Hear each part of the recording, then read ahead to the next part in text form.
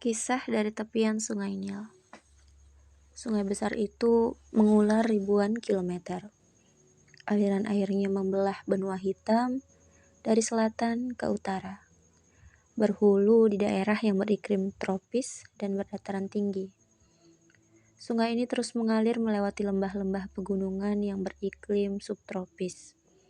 Sungai ini pun menembus daerah padang pasir sampai berakhir di delta wilayah peradaban purba, Mesir. Nama Sungai Nil adalah nama yang disebut oleh manusia sepanjang zaman. Bangsa Koptik, penduduk yang telah berabad-abad mendiami wilayah Mesir, menyebutnya dengan Itru, artinya lembah sungai. Sejak 5.000 tahun sebelum Masehi, peradaban sekitar Nil di wilayah Mesir sudah ada. Berbagai perkampungan kecil berdiri di sekitarnya. Berabad-abad kemudian, perkampungan itu berubah menjadi dua kerajaan besar, yaitu Mesir Hilir dan Mesir Hulu. Kelak, dua kerajaan itu dipersatukan oleh seorang raja bernama Menes, dan raja-raja selanjutnya dengan gelar Fir'aun, Farao. Keberadaan Sungai Nil menjadi pendukung Fir'aun dalam puncak kejayaan Mesir. Pertanian dan pengairan menjadikan Fir'aun dan Mesir kaya dan sejahtera. Fir'aun menggunakan kekayaannya untuk membangun banyak bangunan megah. Fir'aun berarti rumah besar. Ia benar-benar berkuasa penuh mengatur seluruh bidang kehidupan bangsa Mesir. Kekuasaan yang begitu besar dan kekayaannya melimpah menjadi salah satu pendorong Fir'aun menyatakan diri sebagai Tuhan.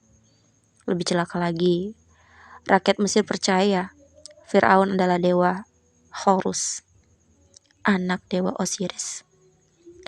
Sebagai seorang yang menganggap diri sebagai Tuhan, Fir'aun merasa berhak melakukan apapun terhadap bangsa Mesir.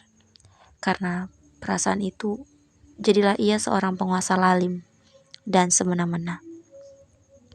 Ia adalah raja yang sangat jahat dan melampaui batas.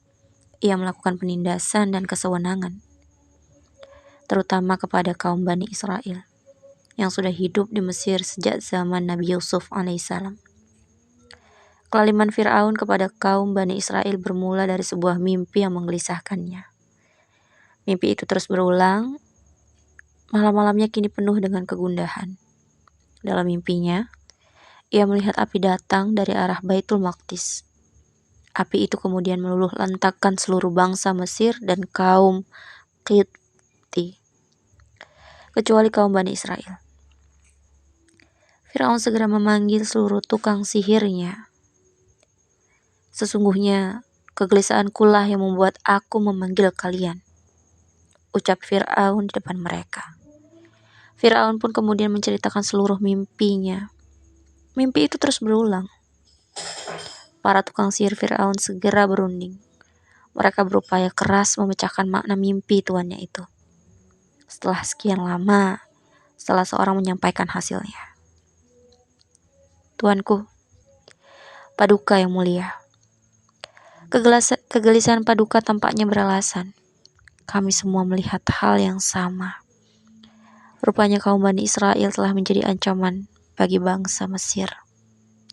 Akan lahir seorang bayi dari kalangan mereka. Kelak bayi itu akan menghancurkan seluruh Mesir.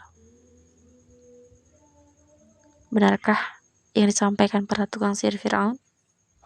Siapakah bayi ini maksud?